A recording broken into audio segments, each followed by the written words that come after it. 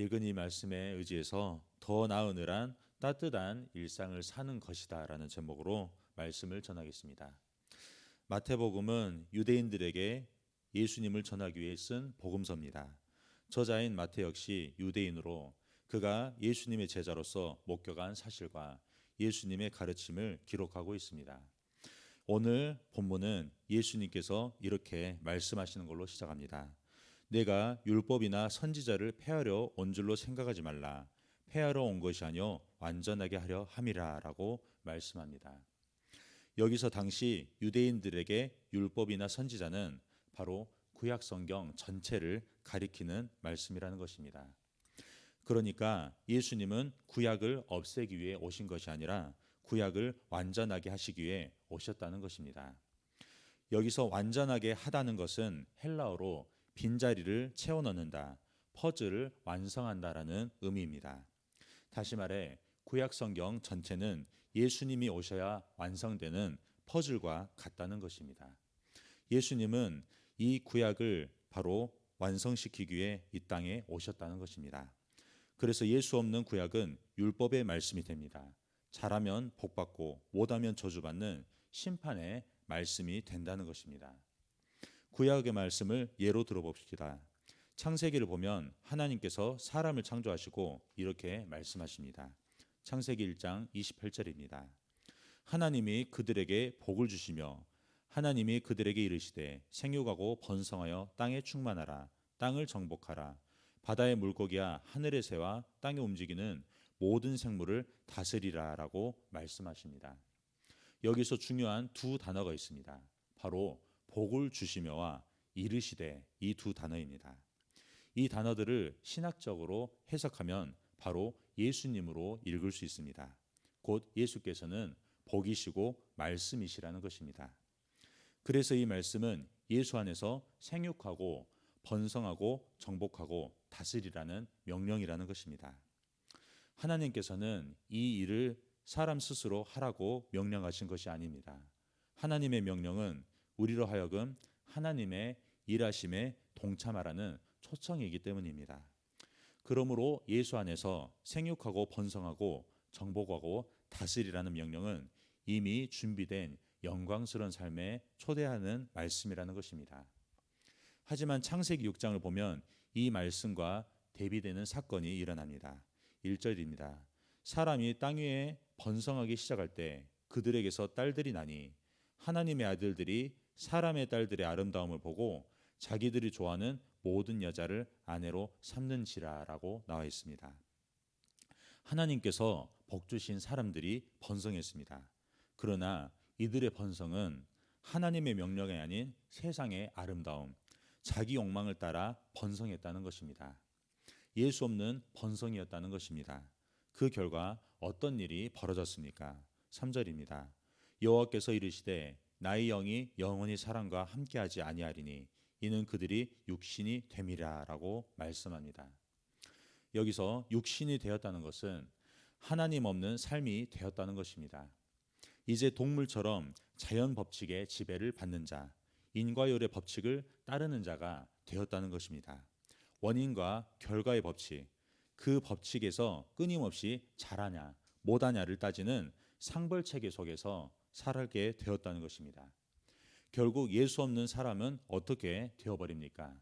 인과율의 법칙에 따라 잘해야 한다는 그 열심으로만 살다가 결국 탈진하여 메말라가는 삶을 살 수밖에 없게 되었다는 것입니다. 율법의 그 요구를 따르지 못하고 상대신 벌이 기다리는 인생이 바로 이 사람의 운명이 되어버렸다는 것입니다. 그런 사람을 위해 하나님께서는 어떻게 하셨습니까? 바로 예수님으로 이 땅에 육신으로 오셨다는 것입니다. 무너진 우리를 다시 세우시기 위해 오셨다는 것입니다. 오늘 본문 18절입니다. 진실로 너희에게 이르노니 천지가 없어지기 전에는 율법의 1.1획도 결코 없어지지 아니하고 다 이루리라 라고 말씀합니다. 이 말씀은 무엇입니까? 우리 보고 열심히 하라는 말씀이 아니라는 것입니다. 예수님이 직접 하실 열심을 말씀하시는 것입니다. 예수님께서 율법의 1.1획도 결코 놓치지 아니하고 다 이루시겠다는 선언인 것입니다. 이는 율법의 모든 요구를 자기 몸으로 다 완전하게 감당하시겠다는 것입니다. 율법의 요구가 무엇입니까? 죄를 지은 죄인은 죽어야 되고 심판을 당해야 한다는 것입니다. 그 말씀을 히브리서 9장 말씀으로 읽어보겠습니다. 27절입니다. 한 번 죽는 것은 사람에게 정해진 것이요 그 후에는 심판이 있으리니라고 이야기하고 있습니다. 율법의 요구를 충족시키지 못한 사람은 반드시 죽는다는 것입니다. 자기 열심으로 자기의 노력으로 인과율의 법칙을 따라 사는 사람이 맞이하게 될 운명이 바로 심판이라는 것입니다. 죽음이 무서운 것은 그 죽음 후에 반드시 심판이 기다리고 있기 때문에 우리 인간은 계속해서 이 인과율의 법칙에 살아갈 동안에 두려움에 휩싸일 수밖에 없다는 것입니다. 그런데 예수님께서는 우리에게 오셔서 어떻게 하셨습니까? 이 율법의 요구를 다 충족시키시고 다 감당하셨다는 것입니다. 그러므로 이제 예수 안에 있는 우리는 죽음 후에 심판이 없게 되었다는 것입니다. 심판이 아닌 놀라운 것이 기다리고 있다는 것입니다. 예수님의 십자가와 그 부활의 승리로 죄와 심판, 죽음은 우리 인생과 운명에서 사라져 버렸습니다. 이제 우리에게 기다리는 것은 무엇입니까? 부활과 구원 그리고 영원한 생명이라는 것입니다. 예수 안에 있는 우리 인생은 이제 영광스러운 삶, 놀라운 인생을 살게 되었다는 것입니다. 이 놀라운 인생을 살고 있는 우리는 그럼 이제 어떻게 살아야 합니까? 오늘 본문 19절입니다.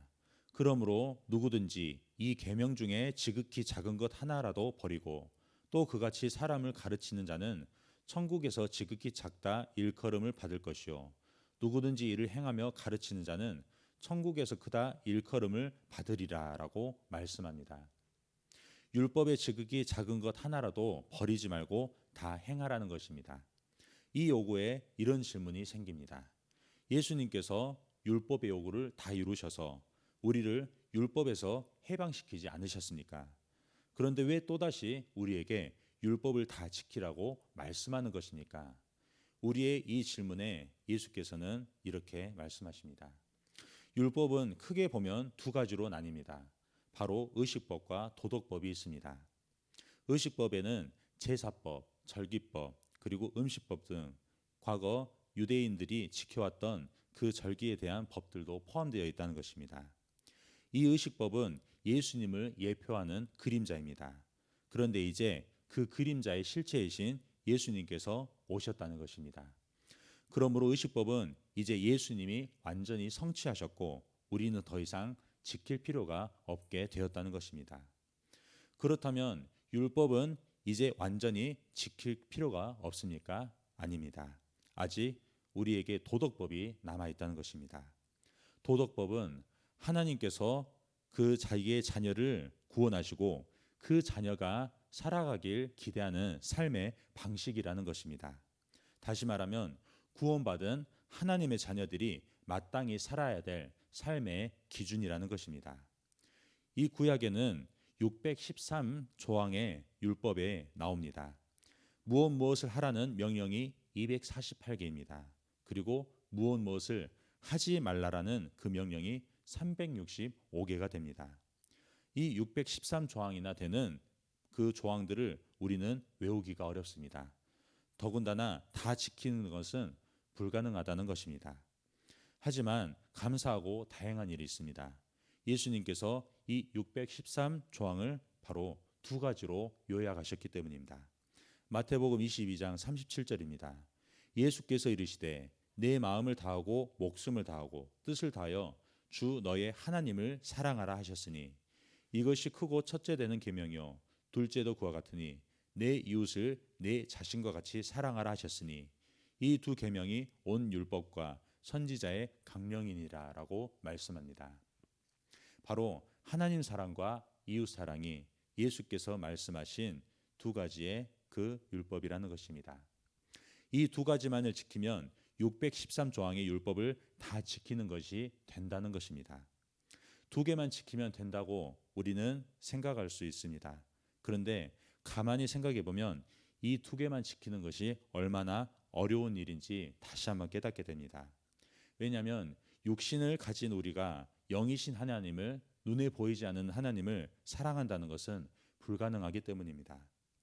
하나님이 영이시라는 것은 우리의 눈으로 볼 수 없고 감각적으로도 느낄 수 없는 영역이라는 것입니다.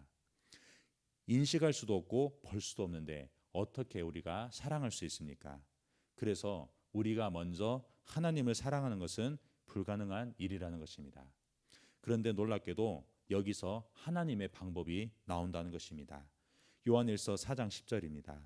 사랑은 여기 있으니 우리가 하나님을 사랑한 것이 아니요 오직 하나님이 우리를 사랑하사 우리 죄를 속하기 위하여 화목제물로 그 아들을 보내셨음이라라고 말씀합니다. 바로 하나님께서 먼저 우리를 사랑하신 것입니다. 눈에 보이지 않는 하나님께서 우리를 먼저 사랑하셨습니다. 그 방법이 무엇입니까?